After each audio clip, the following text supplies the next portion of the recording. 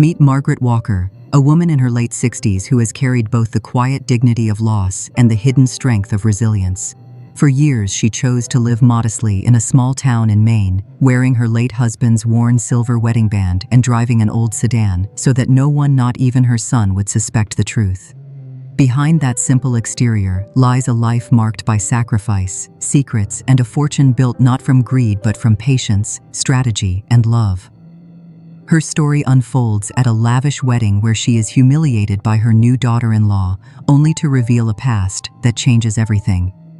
This is the heart of Grandma's Final Chapter, a channel dedicated to telling emotional, thought-provoking stories about older adults. We believe aging is not about fading into the background, but about reclaiming dignity, courage, and joy. Every episode brings you a journey of strength, healing, and reflection, reminding us all that wisdom grows deeper with every passing year. If you believe in the power of these voices, we invite you to subscribe, like the video, and share your thoughts in the comments. Let us know where you're watching from, and join a community where every story is a light for someone who needs hope today. The Hale estate sat on a rise where old stone walls cut through fields like neat stitches.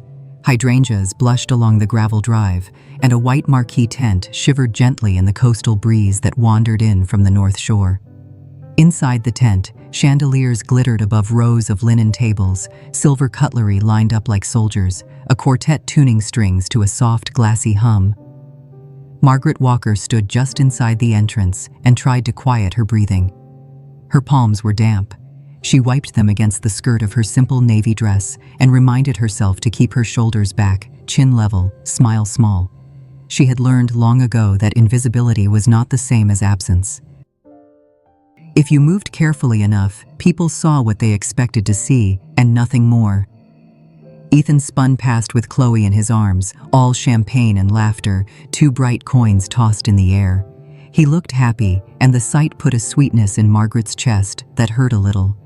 She touched the worn silver band on her finger, the one David had slipped on her hand in a church with peeling paint in Portland, and she let a breath out slowly. Today was his son's day. Whatever came, she told herself, she would not be the problem anyone remembered. Servers drifted by with flutes of sparkling wine and canapes, topped with jewels of salmon roe. At the far side of the tent, the Hale family formed a small constellation that everything seemed to orbit. Paula Hale's dress caught the light with every turn of her wrist. The bridesmaids, all glossy hair and high heels, posed in front of a flower wall shaped like a crest. Margaret found a spot near a pillar where the breeze could reach her. She could smell cut grass and rosewater. She could also smell the faint acidic tang of nerves coming off her own skin. Chloe glided toward her through the crowd, smile wide, veil lifted like a sail. 2 people followed at a careful distance, a pair assembled from money and history. Richard Hale's tuxedo fit him so well it looked like a second skin. Paula's pearls sat close to her throat, luminous and expensive. Margaret pressed her feet flat into the ground, the way she had in every difficult room she had ever entered, and lifted her gaze. "Mother," Chloe sang lightly, as if the word were a prop she had just discovered and wanted to try out. "I want you to meet my parents." Margaret steadied her glass. The quartet slid into a gentle waltz. Around them, voices rose and fell like the tide. Chloe leaned in as if to kiss Margaret's cheek. Her perfume was white flowers frozen in ice. Her lips barely moved. "This," she said, with a sweetness that sliced, "is my mother-in-law, a fat old nothing with absolutely nothing to her name." The words were not shouted. They did not need to be. They slipped into the space between them with surgical accuracy, soft enough that only the small circle would hear, sharp enough that there would be no mistake about intent. Heat crawled up Margaret's neck into her scalp. For a second, the tent blurred at the edges, then snapped back into focus so clearly that she could count every stitch in the lace along the cuff of Chloe's sleeve. She thought of the night shifts she had worked while Ethan slept on a mattress on the apartment floor. She thought of grocery lists built like puzzles, and of David's cough that winter, the way she had learned to count the beats between breaths. She curled her fingers around the stem of her glass until it stopped trembling. There are insults you can fold and put away. This one wanted to live in the center of her chest. She would not allow it a house there. Richard Hale extended his hand, polite, distant, the exact amount of warmth required by etiquette and not a degree more. "Richard," he said. "A pleasure. Margaret, is it?" "Margaret Walker," she answered, and kept her voice even. The silver band on her finger felt cool and steady. His grip was firm, then it loosened. He did not release her hand. Something in his face shifted. It began with the narrowing of his eyes, then the smallest tilt of his head as if he were trying to catch a forgotten melody. He looked past her shoulder, then down, then back at her with an attention that had weight. The quartet's waltz seemed to thin out into a single suspended note. "Walker," he repeated very softly, tasting the syllables. "I know that name." Paula's smile dimmed by a fraction. "Richard, darling," she said lightly, but he was not listening. He was moving through some private corridor of memory, doors opening, papers rustling. His gaze traveled over Margaret's face, then to the line of her shoulders, then to the understated necklace at her throat. She felt exposed in a way that had nothing to do with skin. "You," he murmured, almost to himself. "It cannot be." He turned his wrist to check his watch, as if to anchor himself to the present. Then he looked up.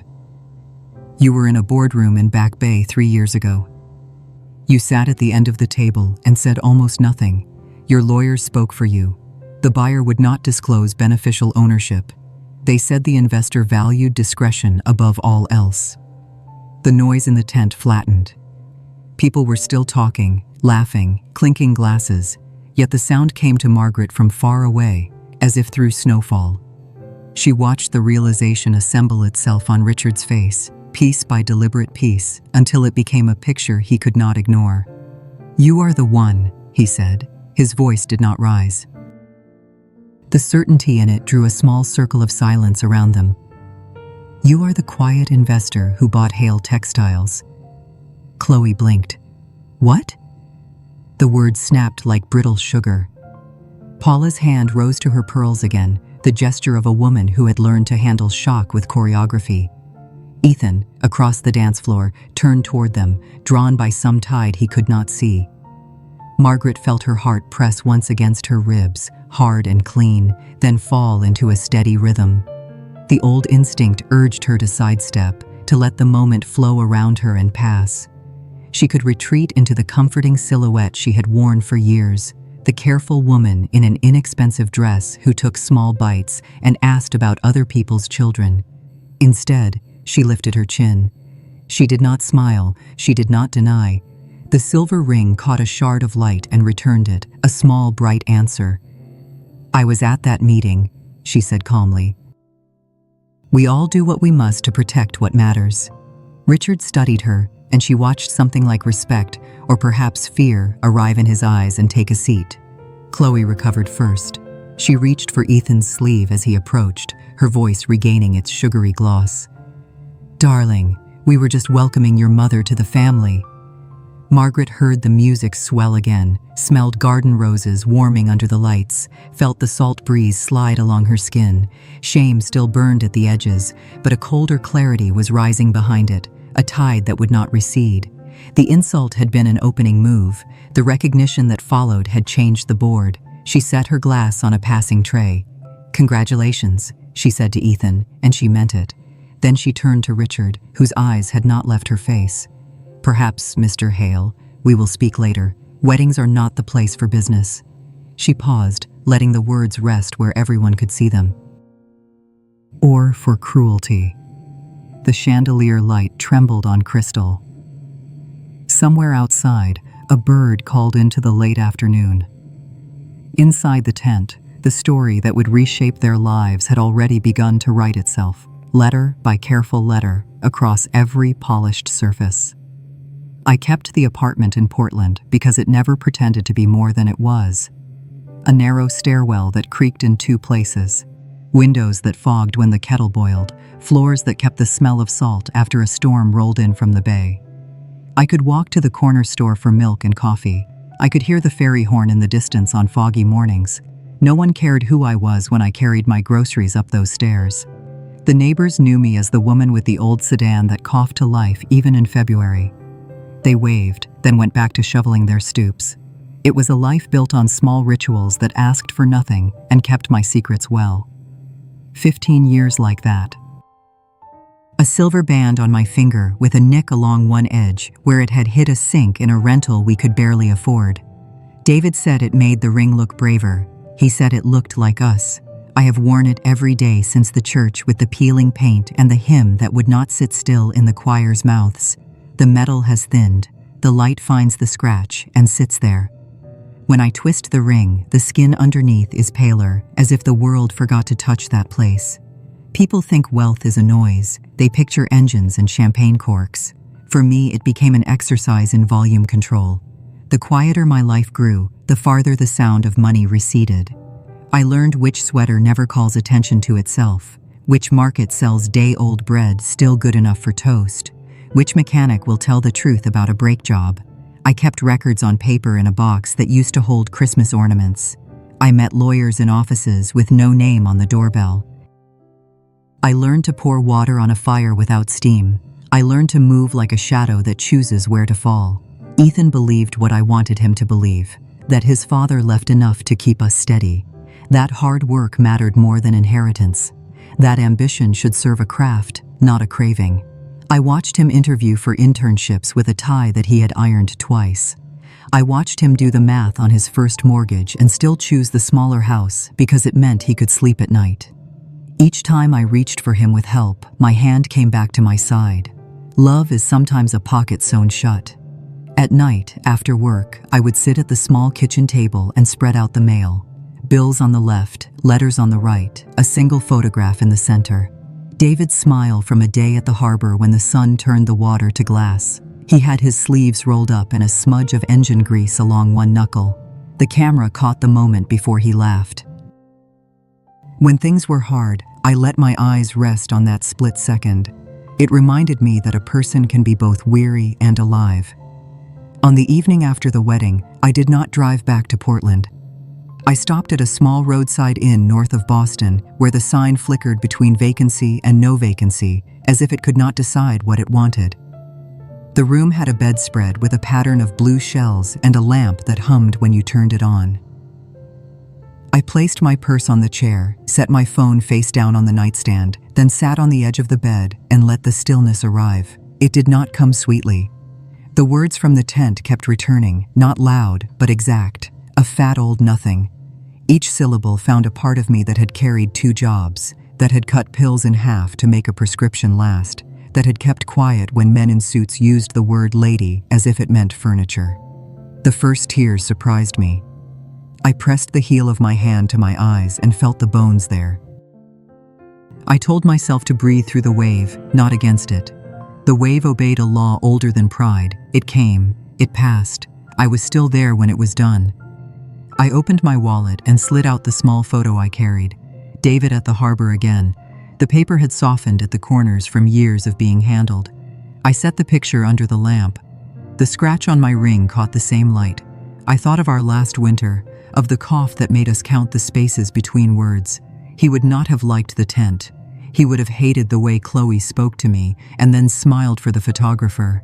He would have told a joke that made Ethan roll his eyes and then laugh anyway.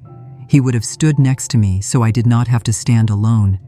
I picked up the photo and held it against my chest until the paper warmed. You wanted him to find his own legs, I said to the room. You wanted him to know the weight of his name without leaning on yours. The room said nothing back.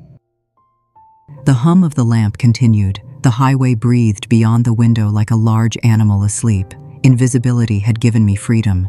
It had also cost me sentences I never spoke. There is a difference between privacy and erasure. I realized I had let other people decide which I deserved. At the wedding, I had been willing to keep the peace. The insult had tried to move me like a piece on a board. Richard's recognition had picked up the board and shown me the table underneath. For years, I had guarded the edges of my life. Now someone had stepped over them. The quiet I had chosen would not protect me from the noise that was coming. I went to the sink and ran the tap until the water ran cold. I cupped my hands and drank the hotel's metallic taste. I washed my face and watched my reflection study me. Lines that did not exist 10 years ago. Hair that had the color of the surf when the sky is white. Eyes that still knew where to land when a room turned hostile. I returned to the bed and laid out a small map in my head. Call Harris in the morning. Ask him to pull anything public on the Hales so I know what field I am walking into. Find the photo from the signing and decide what I will and will not confirm. Speak to Ethan before Chloe does, if I can. Speak to him as the mother who taught him to tell the truth, and as the woman who knows how to keep it. Before turning off the lamp, I slid the photograph back into my wallet. I touched the ring and let the scratch anchor me. Grief and resolve are not opposites. Sometimes they are hands that hold the same rope. I lay back and listened to the inn grow quiet, one door at a time. When sleep finally came, it did not erase the day. It placed the day on a shelf where I could reach it in the morning. I woke before dawn. The sky was the color of milk. I packed slowly, then stood for a moment with my hand on the doorknob. I thought of the ferry horn back home and the list on my refrigerator. Milk, bread, stamps. I thought of Ethan as a little boy in boots 2 sizes too big, marching through a puddle like a soldier. I thought of David saying the ring looked braver with its nick. I opened the door. The corridor smelled of powdered soap and coffee from the lobby. I was still the woman in the modest dress who knew how to stay small. I was also the woman who had sat at the end of a long table in Back Bay and said almost nothing while men realized they were speaking to the person who owned their future. Both versions of me stepped into the morning. The morning after the wedding, Margaret drove north with the windows cracked, letting the salt air move through the car. Her old sedan hummed against the highway, steady though worn, as if it understood the importance of keeping its rhythm. Every few miles, she touched the silver band on her finger and felt its familiar scratch. It reminded her that a life could hold wounds and still keep shining. She thought back to the decision she and David had made all those years ago. He had built a small filtration device, no bigger than a lunchbox, that could turn brackish water into something drinkable in minutes. The patent had seemed like a modest achievement at first, but when a disaster relief agency bought a shipment for emergency use, the world began to pay attention. By the time foreign governments reached out to license the technology, David's invention had become a lifeline.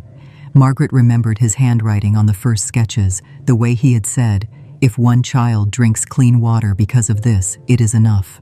When he died, she carried that invention like an ember. She sold part of the rights and invested carefully, not in glittering empires but in soil and sunlight, in wind turbines near the coast, in cottages along the beaches of Maine that tourists flocked to in summer. She chose nooks of stability while others chased flames. The portfolio grew quietly, swelling like a tide no one noticed until the shoreline had shifted. By the time she tallied everything the winter before Ethan's wedding, the number was staggering, $350 million, a figure that sat on paper like a stone she could not lift in front of her son. The money had never been the secret. The secret was why she hid it. Ethan needed to know the dignity of earning his own roof, his own bread, his own respect. Margaret wanted him to believe the world could be faced with work, not inheritance. She told herself she was protecting him, though sometimes in the middle of the night, she wondered if she was only protecting her own fear of being needed for the wrong reasons. At the reception, when Richard Hale had spoken her name, the past had tilted. Margaret knew the moment recognition entered his eyes, there would be no turning back. She could still see his expression, that blend of disbelief and dread, as if he had suddenly realized the ground he stood on had never truly belonged to him. 3 years earlier, she had sat in a boardroom overlooking the harbor in Boston. The walls were lined with glass, the table gleamed like still water. She had worn the same necklace she had worn at Ethan's graduation, simple pearls that carried no history anyone could trace. The lawyers had spoken for her. She had said very little, only enough to confirm terms. Across the table, Richard had sweated through his collar while the numbers mounted, while the debt his reckless acquisitions had carved became too large to disguise. He had expected another corporation, some faceless consortium, to acquire his textile empire. He had never expected the quiet woman at the end of the table, hands folded, eyes steady. Hale Textiles had been a family name for nearly a century, but under Richard's hand it had nearly collapsed.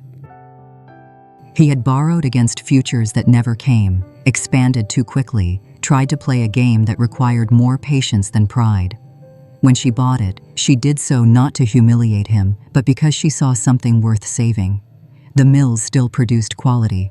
The workers still deserved paychecks. The bones of the company were strong. She had thought it a clean, strategic move. She had not thought that one day she would stand in his daughter's wedding tent, accused of being nothing, while the man who once signed away his empire realized she was the reason his family's fortunes had withered. That night in the inn, Margaret poured herself a glass of water and stared at her reflection. The woman in the mirror wore a plain blouse and tired eyes, yet beneath that disguise lived the owner of land, farms, turbines, and cottages. She wondered how long the disguise could last now that Richard had recognized her. Secrets, once cracked, never closed the same way again. Richard's silence at the reception had not been politeness, it had been calculation. She had seen it in his eyes. He knew exactly who she was, and worse, he knew exactly what her presence meant. His daughter had mocked Margaret for being invisible, yet the truth was that Richard's family had been dining off her decisions for years without ever knowing it. The irony burned, not because she craved recognition, but because of what the insult had uncovered. She had tried to live in shadows, to guard Ethan from temptation and pity, but the Hale family had just forced her into the light. Now, with Richard's recognition, the history of Hale Textiles and the fortune that funded its survival would no longer stay buried. Margaret sat on the bed, the old photograph of David in her lap, the silver ring glinting in the lamplight. "You wanted this quiet life," she whispered to him, "but I think the quiet is over." The realization was both terrifying and clarifying.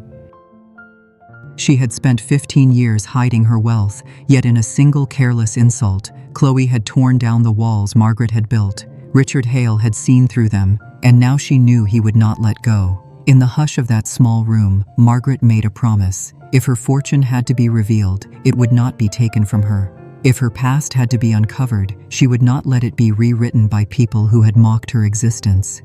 For Ethan, for David, for herself, she would step out of the role of the invisible widow. She would fight not only for the fortune she had built, but for the dignity they had tried to strip from her in front of the chandeliers and the orchestra. The lamp hummed softly. Margaret pressed the photo to her chest and closed her eyes. Tomorrow, she thought, the game changes. Richard Hale may have seen her, but he had no idea yet who he had really uncovered. The knock at the hotel room door was not polite. It was quick, hard, the rhythm of someone who had not slept. Margaret rose slowly, smoothing her skirt, and opened the door. Ethan stood there, shoulders tense beneath his suit jacket, tie loosened, hair still damp from a rushed shower. His eyes, those deep brown eyes that had once looked up at her for every answer, now burned with something closer to betrayal. "Mom," he said, voice tight, "why didn't you ever tell me? Why did I have to hear from Chloe's father that my own mother is the mysterious investor who bought his company?" Margaret stepped back to let him in. He paced immediately, as if the small room were a cage. His shoes scuffed the carpet, back and forth, until the movement itself seemed to carry the weight of his anger. She closed the door gently, as if gentleness could soften the air. "Ethan, please sit." "I don't want to sit," he snapped. His voice cracked at the edges, the way it had when he was a teenager arguing about curfews. "All my life you told me we had enough but not much more. You said Dad's insurance helped, that we had to be careful, that nothing came easy, and I believed you. I worked like hell to build something. And now I find out you've been hiding millions, hundreds of millions." Margaret clasped her hands together and tried to steady her breath. She had rehearsed this moment in her mind for years, but the real thing carried a sting no preparation could dull. "I wasn't hiding it to punish you," she said softly. "I was protecting you from it." "Protecting me?" He stopped pacing, turned on her. "From what? From knowing the truth? From having choices? Do you know how many nights I stayed at the office until 2 in the morning, trying to prove myself? Do you know how many vacations I skipped? How many things I told Chloe we couldn't afford? All because I thought we were ordinary people, surviving on Dad's pension. She swallowed. The words she had carried in silence pressed against her throat like stones. I wanted you to be ordinary, Ethan. I wanted you to know what it feels like to earn everything with your own strength. Your father and I agreed. We thought if we gave you everything, you would lose the hunger that makes a man honest. His laugh was sharp, bitter. So instead you lied. You let me build my life on a story that wasn't true. Margaret reached into her purse and drew out the pocket watch. The silver casing bore scratches, but when she pressed the small crown, the cover sprang open. Inside, the face ticked steadily, each second precise, unhurried. She held it in her palm so the soft ticking filled the silence between them. Your father carried this every day, she said. Even when he was ill, he used to tell me, time does not wait, Margaret. It runs forward no matter what we do. That is why we chose to give you time to grow into yourself. We could not stop the world from running, but we could give you the chance to meet it with your own legs. Ethan's gaze softened for only a heartbeat before hardening again. That sounds noble, but it still feels like betrayal. You watched me struggle. You watched me worry about paying bills, about saving for a house, about whether I could support a family, and you said nothing. Her lips trembled. I watched because I was proud of you. I watched because every step you took was real, and I knew if you stumbled, if you truly needed me, I would catch you. I was never going to let you fall. He shook his head, running a hand through his hair. You don't get it. It's not just about money. It's about trust. You didn't trust me with the truth. Margaret closed the watch and set it on the nightstand, where its ticking seemed louder in the hush that followed. You are right, she admitted. I did not trust you with this truth. Not because I doubted your character, but because I doubted the world around you. Wealth attracts leeches. It changes how people see you. I wanted one part of your life to be untouched by greed. His jaw tightened. Chloe thinks you've been manipulating all of us, that you let her family sink into debt while you sat on a fortune. Margaret lifted her chin. I did not create their debts. Richard ruined his company with arrogance. I only saved what could be saved. But you are right about one thing. I made choices for you without asking, and for that, I am sorry. Ethan leaned against the wall, shoulders sagging. For a moment he looked young again, the boy who had once brought her seashells from the beach and asked if they still whispered the ocean. He rubbed his face, then let his hands fall. I don't know how to process this. Everything feels different now. Margaret stepped closer, her voice low. I am still your mother. I am still the woman who packed your lunches and stayed awake until you came home from dates. The money does not erase that. It never will. He did not answer. The ticking of the watch filled the silence, steady, patient. Margaret turned toward the window. The early sun had begun to lighten the horizon, washing the sky in pale gold. She whispered almost to herself, time does not wait. Behind her, Ethan exhaled, a sound heavy with confusion rather than fury. He did not forgive her, not yet, but something in his anger had thinned. Margaret knew the road ahead would not be simple. Secrets once revealed carried consequences, and she could not predict where they would lead. But she also knew that love, even wounded love, was worth standing in the open for. If you have ever been misunderstood by your children because of the secrets you kept, share your story in the comments. We are not alone, and sometimes our hidden reasons deserve to be spoken aloud. The restaurant Chloe chose perched above a wide stretch of Manhattan, its windows offering a view of glass towers that sparkled like sharpened knives. Inside, the air carried the scent of polished wood, leather, and truffle oil. Waiters moved silently, their black uniforms seamless against the decor. Margaret followed Ethan into the dining room, her simple black dress suddenly more conspicuous among the sea of tailored suits and designer heels. She pressed the silver ring against her finger, feeling the scratch along its edge, and reminded herself to keep her breathing steady. Chloe was already seated, framed by the skyline, as though she had staged the scene for a magazine spread.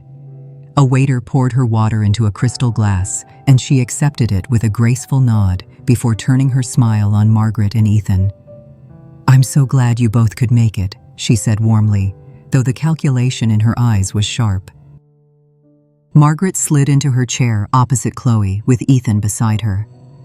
The linen napkin felt heavy in her lap, the kind that spoke of exclusivity rather than comfort. "I ordered a bottle to celebrate," Chloe announced, motioning toward the sommelier who hovered nearby. "A Bordeaux from 1982, exquisite vintage. I thought it fitting for a family lunch." Margaret raised an eyebrow. She knew the price without needing to see the list. $800 for grapes pressed when Chloe was still in grade school. Margaret's lips curved in the faintest smile. "That is generous, Chloe, though perhaps a little much for a casual meal." Chloe's laugh was soft, practiced. "Oh, I don't believe there's anything casual about us anymore, do you?" Ethan shifted in his seat, glancing between them. "Chloe, maybe we should." But she silenced him with a light touch to his arm, her eyes never leaving Margaret. "Last night was quite an event," she continued, pouring herself a measure of wine. "Daddy told me some fascinating stories afterward, about acquisitions, about mysterious investors who prefer to remain unseen. It made me curious." Margaret felt her chest tighten, but she kept her face smooth. She lifted her glass of water and sipped, buying time. Chloe reached into her handbag and slid a phone across the table. The screen displayed a grainy image, an old newspaper clipping. In the photo, a group of executives sat around a long table. Lawyers in dark suits leaned over documents. At the far edge, barely visible, was a woman in a navy dress, her posture straight, her face turned slightly away. The picture had been taken 3 years earlier, on the day Margaret had signed the papers for Hale Textiles. She remembered the pearl necklace at her throat, the weight of the room pressing on her shoulders. "It isn't very clear," Chloe admitted with a smile that was not a smile. "But I find it fascinating." The woman in this photo sat silently while everything unfolded. Daddy remembered her presence vividly. She wasn't loud, but she commanded the room. He said she looked like someone accustomed to making important decisions. She tilted her head, studying Margaret the way a jeweler studies a stone. "Doesn't she look familiar, Ethan?" The words landed like a stone in water. Ethan leaned forward, squinting at the image. His brow furrowed, his lips parted. He looked from the photo to his mother, then back again. Margaret kept her eyes on her glass, but she could feel the weight of his gaze. "She has your height," he said slowly. "Your posture, even the way she holds her purse, it's almost identical." The air in the room seemed to thin. The chatter of other tables faded into a distant hum. Margaret's pulse drummed in her ears, but she forced herself to breathe evenly. She had lived 15 years practicing invisibility, crafting her life so no one would see what she did not want them to see. Now the disguise felt fragile, a veil about to tear. Chloe leaned closer, lowering her voice. "Coincidences do happen, of course, but what are the odds, really? A mysterious investor appears, saves my father's company, then vanishes. And here you are, quiet Margaret, living modestly as if fortune never touched you. Almost too perfect a disguise." Ethan's hand curled into a fist on the table. "Mom, is this you?" Margaret looked at him, her son who had once built castles in the sand, while she held the stopwatch so he could time how long his walls stood against the tide. His face now carried anger, but beneath it she saw confusion, fear, the longing for truth. She placed her hand on the table, fingers brushing the stem of her glass. Her voice, when it came, was calm, measured. "Pictures capture moments, Ethan. But they never tell the whole story." Chloe's smile sharpened. "So it was you." Margaret met her gaze, unblinking. "What matters is not the photograph. What matters is why a company fell and why someone had to step in to save it. Hale Textiles did not crumble because of me. It crumbled because pride outran prudence." The silence stretched, heavy and suffocating. Ethan stared at the photo again, then at his mother. His lips trembled, words caught somewhere between his throat and his heart. The ticking of the clock above the bar was suddenly loud, every second hammering into the tension. Margaret reached into her purse, fingers brushing against the pocket watch David had carried. She did not open it, not yet, but she felt the steady weight of it, the reminder that time did not wait for fear. She looked at her son and said softly, "Ethan, some truths are more dangerous than lies." The waiter arrived to pour wine into her glass. She raised it, the deep red catching the light like blood in crystal, and for the first time since the wedding, Margaret allowed silence to be her answer. Ethan set the phone down, his hand trembling. The resemblance between the woman in the photograph and the woman beside him could not be denied, and in that quiet moment, all three of them knew the air they breathed would never feel simple again. Margaret arrived in Portland as dusk painted the sky a tired violet. She parked the sedan outside a weathered office building that had once held a bank. The brass letters over the door now read Harris Sons, though only one Harris remained. She wrapped her wool shawl around her shoulders before stepping into the lobby. The shawl was a muted gray, hand-woven. She had knitted it one winter while David lay in the hospital bed across from her chair. Each loop of yarn had been a prayer, each row a silent bargain with time. The fabric carried that history now, its weight reminding her that patience could be armor. She clutched it tighter as she walked the narrow hall. Inside the office, the air smelled of paper and lemon polish. Stacks of old case files lined the shelves. Mr. Harris, now past 70, rose slowly from behind a mahogany desk. His hair had thinned, but his eyes were sharp. "Margaret Walker," he said with a small smile. "It has been a long time." She clasped his hand. "Too long. I wish I came for friendlier reasons." He gestured to the chair across from him. "Then let us deal with the unfriendly ones. Tell me what is troubling you." Margaret explained in careful detail. The wedding, the insult, Richard Hale's recognition, and the strange way Chloe had produced that faded photograph. As she spoke, Harris leaned back, his fingers steepled. His silence was not indifference. It was calculation, the way a chess player studies a board before moving. When she finished, he nodded once. "I suspected something like this might reach you eventually. Wealth draws curiosity, like lanterns draw moths. Do you wish to know how deep her curiosity goes?" Margaret inhaled slowly. "Yes. If Chloe is digging, I need to understand what tools she is using." Harris opened a drawer and withdrew a folder. He slid it across the desk. The paper was thick, the edges marked with his meticulous notes. Margaret hesitated before opening it. The shawl brushed her wrist like a warning. Inside were reports, invoices from a private investigations firm based in New York, requests for financial tracking, subscription records to databases that cataloged shell companies. Margaret's heart sank as she read. Chloe had not simply asked questions. She had invested time, money, and calculation into exposing the fortune that Margaret had hidden for 15 years. She hired them 2 months before the wedding, Harris said. She wanted certainty before stepping into your family. The invoices show detailed searches into patent transfers, offshore accounts, even property records along the Maine coast. Margaret's fingers tightened on the folder. She was planning this before she ever said her vows. Harris gave a small shrug. Planning is not a crime, but it reveals intention, and intention can be more dangerous than action. Margaret turned another page. Credit reports. Chloe had opened multiple new lines of credit in her own name, borrowing heavily. The notes suggested she expected a large financial return to cover those debts. Margaret pressed the heel of her hand to her temple. "She is gambling on me." "Precisely," Harris said. "She builds a trap, assuming your secrecy will force you into concessions. And if she fails, she drags your name into court to tarnish your discretion." Margaret looked down at the shawl across her lap.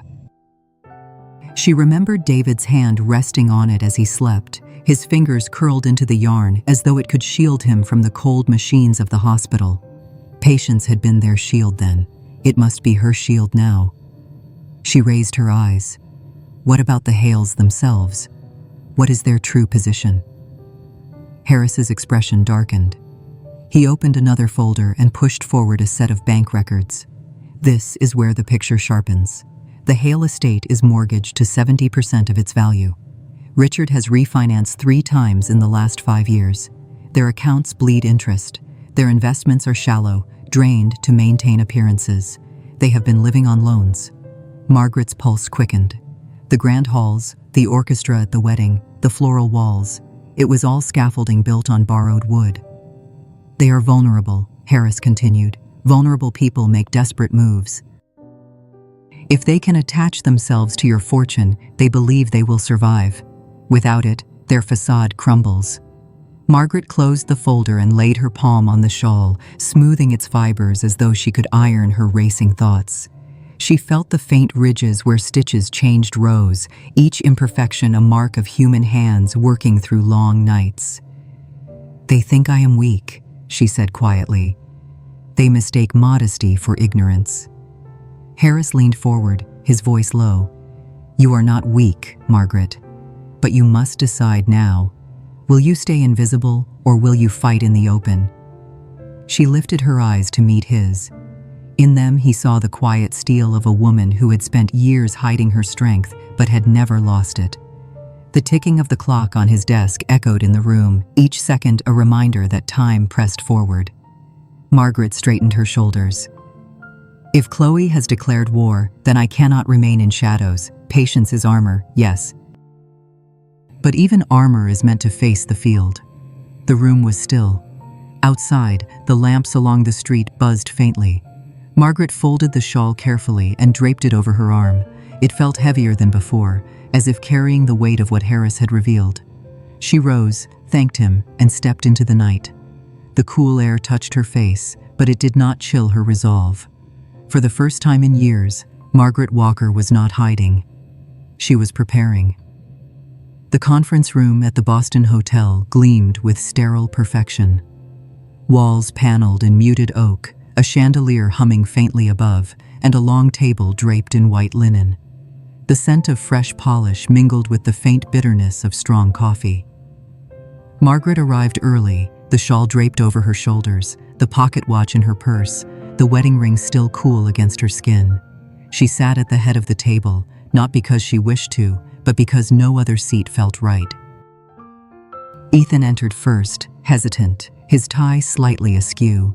His eyes avoided hers, scanning instead the floor as though he could find balance in the patterned carpet. Chloe followed moments later, her steps measured, her designer suit a shade too sharp for a family meeting. She placed a leather folder on the table and smoothed her skirt as though preparing for court.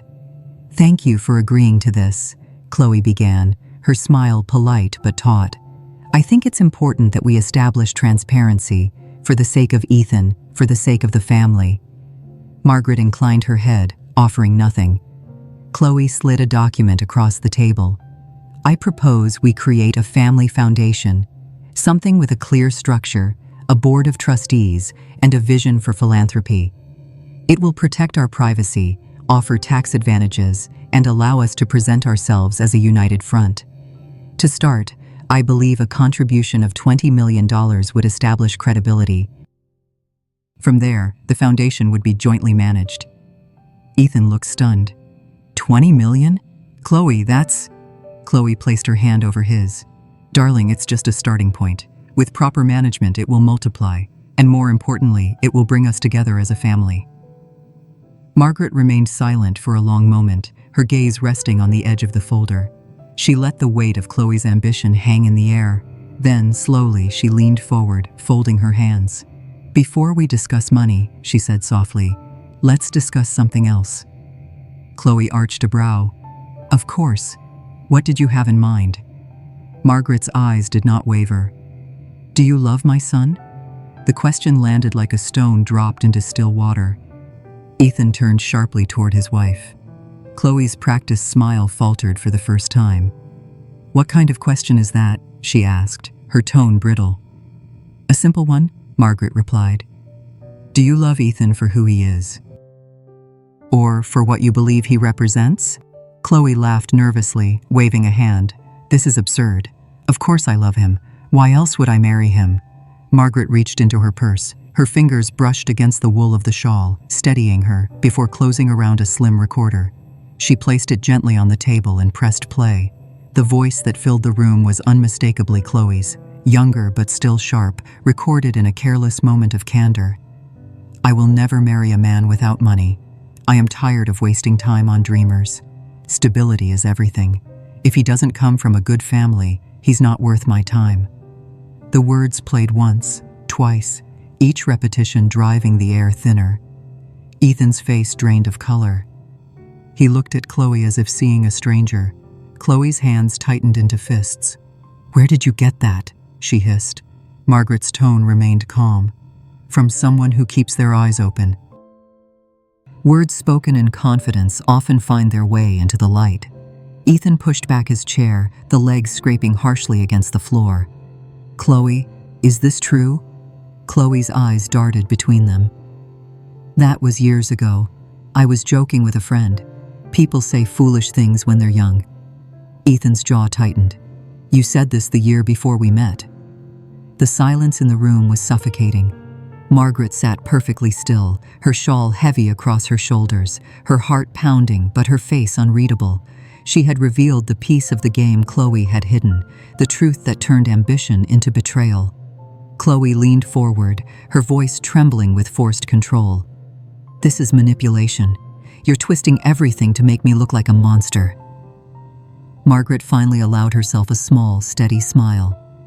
"No, Chloe, you did that all on your own."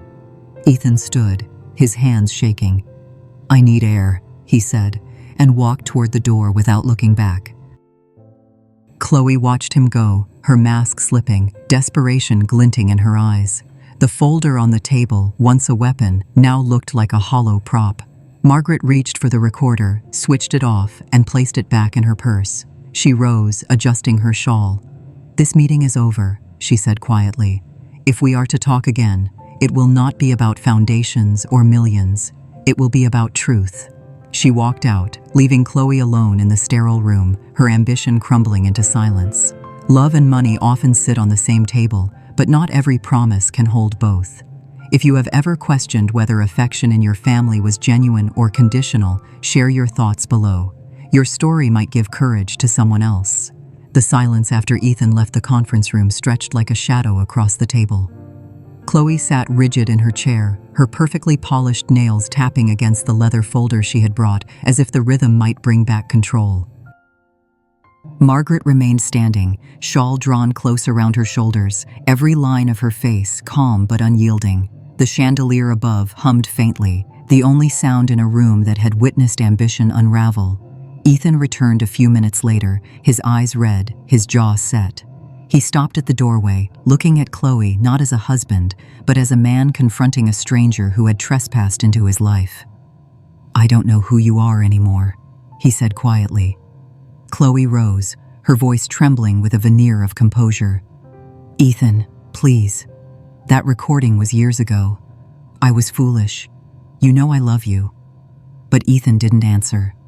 His gaze shifted toward Margaret, and in that look, Margaret saw both anger at her secrecy and gratitude for her strength.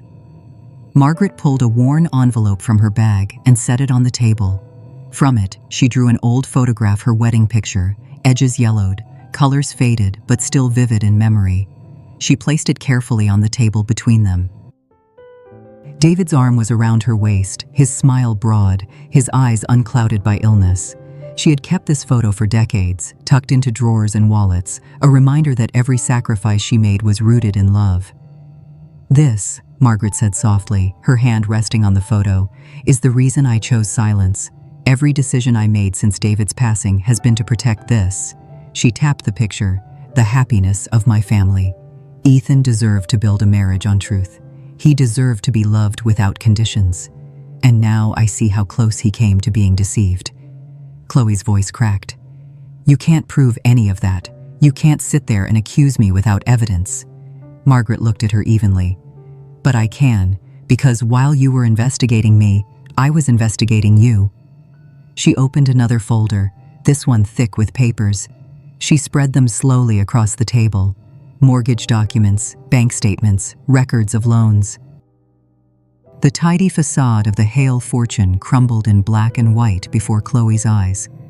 "Your family estate," Margaret said calmly, "is mortgaged at 70%. The bank is already tightening terms. Your father has refinanced 3 times, and each time the debt grows. Your accounts have been drained to keep up appearances, the galas, the vacations, the orchestra at your wedding, all of it built on borrowed money." Chloe's face drained of color. "You had no right." "I had every right," Margaret interrupted. Her voice was firm now, the shawl heavy across her shoulders like armor. "You hired investigators to expose me. You opened credit cards you cannot afford, planning to trap my family into supporting yours. You courted my son not for love, but for leverage. Do not mistake my patience for weakness." Ethan stepped forward, staring at the documents. His voice was raw. "Is it true, Chloe?" She stammered. "My parents needed help. I thought once we were married, things would stabilize. I only wanted security for us." "No," Ethan cut her off. "You wanted my mother's money." Chloe sank back into her chair, her hands trembling. The polished veneer she wore so proudly at the wedding had shattered. She looked like a gambler who had just realized the table was rigged against her. Margaret drew the wedding photo closer to her, brushing her fingers across the faded image of David's smile. "Every family builds its future on choices," she said, her voice steady. "Yours built a castle of debt. Mine built walls of silence. But only one of us can claim honesty."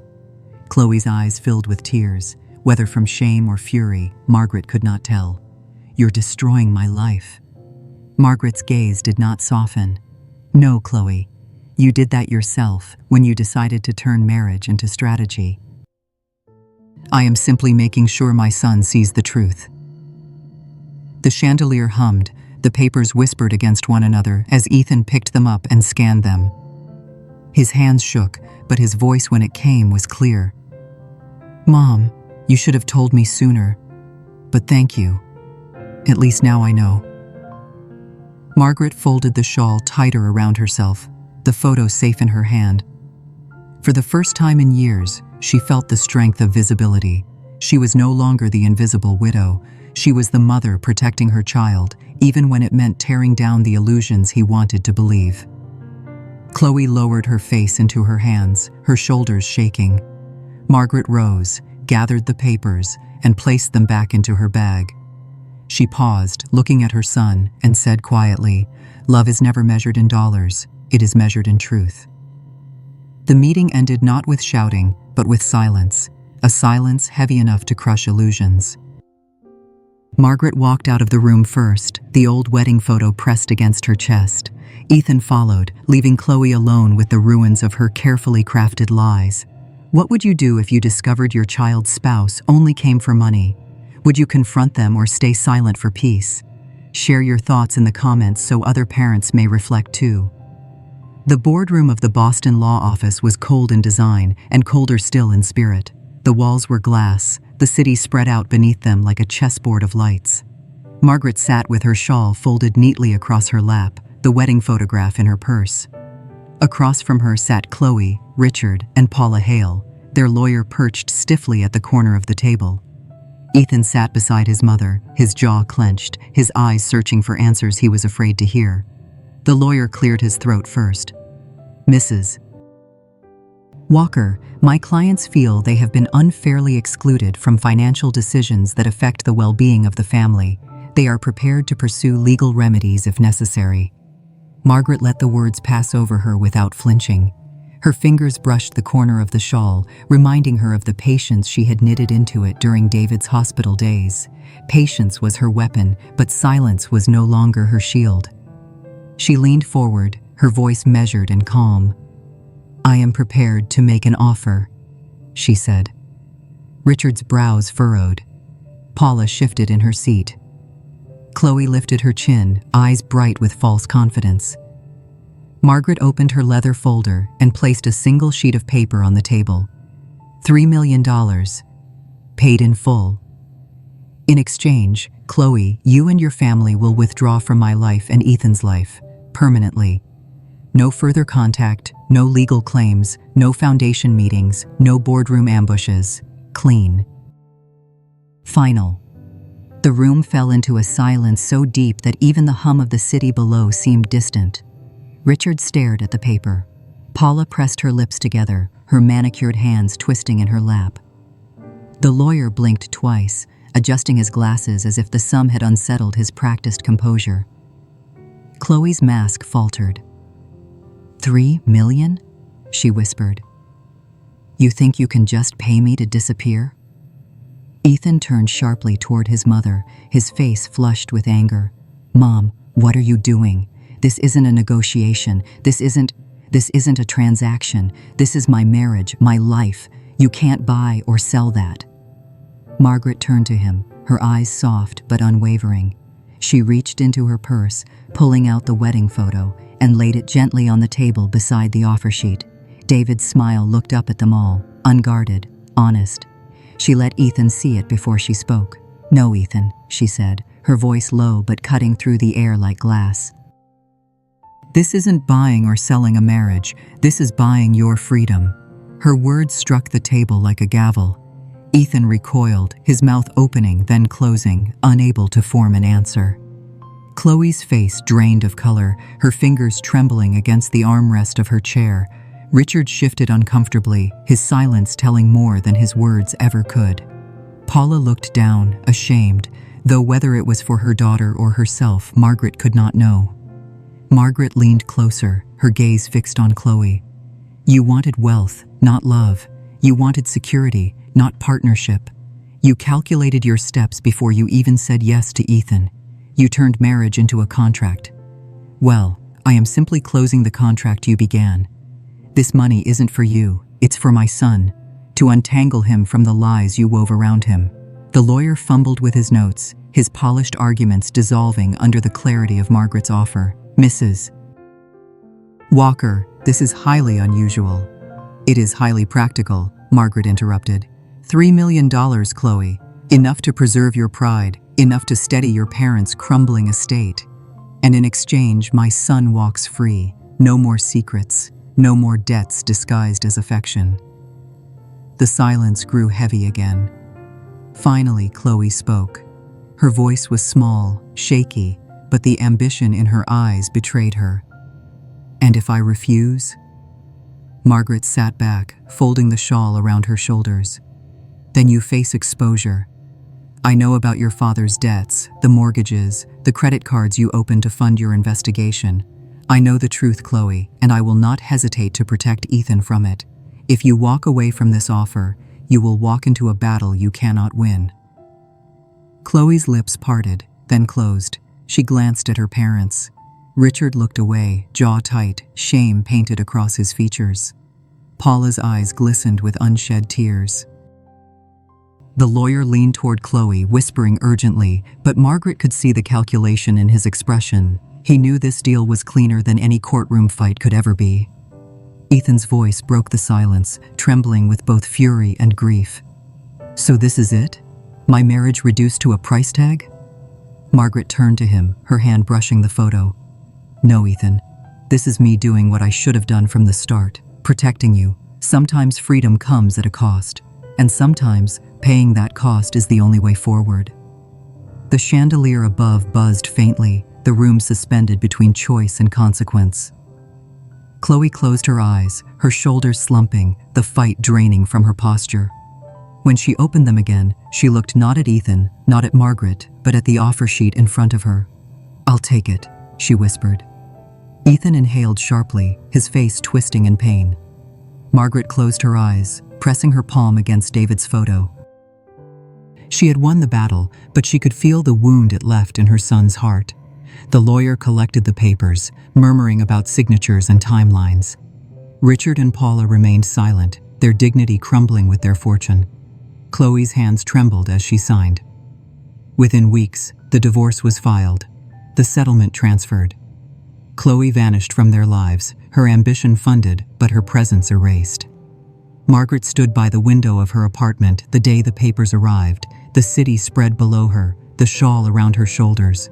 She touched the photo of her wedding again and whispered to David, "It cost us $3 million, but Ethan is free." What would you do if you discovered your child's spouse only came for money? Would you confront them, Pay them off, or let your child learn the hard way. Share your thoughts below so other parents may reflect and find strength. 6 months passed, measured not in wealth or contracts, but in the slow healing of silence between a mother and her son. Ethan had filed for divorce, the papers stamped, the settlement delivered, Chloe gone like a shadow that had never truly belonged. Margaret had braced herself for his anger to linger, but slowly, cautiously, he began to call again. Sometimes with nothing more than a question about a recipe she used to make, sometimes with silence that asked her to stay on the line just so he would not feel alone. One Sunday afternoon, Ethan arrived at her apartment with someone new. Anna, a teacher from a modest elementary school in Cambridge, her hands still inked faintly from correcting papers. She wore no diamonds, only a simple cardigan and shoes that looked comfortable enough to walk children across playgrounds. Her laughter came easily, like water flowing over stone, and when she looked at Ethan, it was not calculation Margaret saw in her eyes, but something quieter, steadier care. Margaret watched them from her chair, her shawl across her shoulders. She noticed how Anna asked Ethan about his day with genuine curiosity, how her hand rested lightly on his arm without claiming it. Margaret smiled. At last, her son had found someone who did not measure love in numbers. Soon after, Margaret made a choice of her own. She sold the apartment in Portland, the walls that had held too many ghosts, and moved to Santa Fe, New Mexico. The desert air was warm and dry, the sky so wide it seemed to stretch into forever. She rented a small adobe house near the plaza, its walls whitewashed, its windows painted turquoise. For the first time in decades, she allowed herself to belong to a place openly, without disguise. It was in Santa Fe that she created the David Fund, named after the man whose ideas had built the foundation of their fortune. The fund supported poor engineering students, those with brilliant ideas but empty pockets, those who might have been forgotten if not for a hand extended. Margaret attended the first gathering in a quiet lecture hall. A dozen students stood before her, holding sketches of machines and prototypes built from salvaged parts. Their eyes burned with the same hunger David's once had. Margaret felt her chest swell with pride and something deeper, a sense of justice. On market days, she wandered the stalls of local artisans. One morning, she stopped before a pottery table. The sun fell across a row of earthen vessels, each hand-shaped, imperfect, yet beautiful. She lifted one, the clay cool against her palms, its glaze reflecting the colors of the desert sky. The potter smiled and told her it had been shaped slowly, over days, layer upon layer. Margaret cradled it gently and whispered, "This is real life." She bought it and carried it home, placing it where the morning sun would touch it each day. The pot became her fifth symbol, as precious as her wedding ring, her husband's pocket watch, the shawl she had knitted, and the photo she still kept safe. It reminded her that life's value lay not in the size of a bank account, but in the things touched, shaped, and loved by real hands. Evenings in Santa Fe were simple. She walked to the plaza to hear musicians play guitars, to breathe in the scent of fresh bread, to speak with neighbors who knew her not as the millionaire widow or the difficult mother-in-law, but simply as Margaret. She belonged, invisibly and fully at the same time. In quiet moments, she reflected on her journey, the humiliation at the wedding, the years of invisibility, the painful confrontations, the costly choice that had freed Ethan. All of it had been heavy, but necessary. She understood now that true wealth was not measured by millions hidden or exposed. It was measured by the ability to live honestly, to give freely, and to guard the happiness of those you love. One evening, sitting in her courtyard with the pottery glowing in the last light of the sun, Margaret whispered into the air, "Wealth was never the money, David. Wealth was the freedom to be myself." Her heart felt light, freer than it had in decades. If this story touched you, please subscribe and share it so that more older adults know they are not forgotten. Together, we can remind each other that dignity, love, and freedom are treasures far greater than fortune. Every story we share on Grandma's Final Chapter begins with pain, but ends with the possibility of renewal.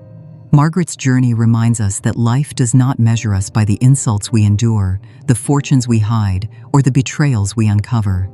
It measures us by the choices we make when truth demands courage. She chose to protect her son, even at a cost that broke her heart. She chose to step out of invisibility and reclaim her place in the light. And in the end, she chose to use her legacy not as a weapon, but as a gift, turning hidden millions into hope for young dreamers. Perhaps, as you listened, you saw a reflection of your own life. Maybe you too have carried secrets you thought were necessary. Maybe you have been misunderstood by the very people you wanted to protect. Or maybe you have learned, like Margaret, that freedom often comes when we stop apologizing for who we really are. These stories are not just about her, they are about us, about mothers, fathers, grandparents, and children who are all still learning how to love honestly and live fully. I want to invite you to take a moment now. Share a piece of your story in the comments. It does not need to be perfect, just true. Because when you speak, someone else out there might finally feel less alone. And if this story has touched you, please gently show your support. Press the like button, share this video with someone who might need it, and subscribe to the channel so you will be the first to hear the next story. Every click, every share, every comment keeps this community alive. It reminds us that older voices, wiser voices, are not forgotten. Here, you are part of a circle that believes aging is not an ending, but a final chapter worth writing with pride, dignity, and love. Stay with us, and together we will keep telling the stories that matter.